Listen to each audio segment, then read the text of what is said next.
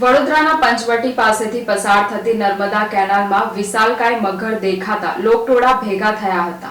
વડોદરાના પંચવટી પાસેથી પસાર થતી નર્મદા કેનાલમાં વિશાલકાય મગર દેખાતા લોકટોળા ભેગા થઈ ગયા હતા। કેનાલમાં મગર દેખાતા લોકટોળાએ વડોદરાના વન વિભાગને જાણ કરાતા વડોદરા વન વિભાગની રેસ્ક્યુ ટીમ દ્વારા કલાકોની જહેમત બાદ જ વિશાલકાય મગરનું રેસ્ક્યુ કરીને કેનાલમાંથી બહાર કાઢી વડોદરા વન વિભાગ ખાતે લઈ જવામાં આવ્યો હતો।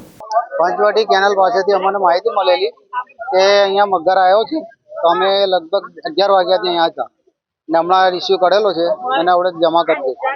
2 फूट हशे 5 फूटनो मगर 5 फूटनो मगर 5 फूटनो मगर छे एने अमे रिसीव करी अने वन विभागने सोंपी दीधो।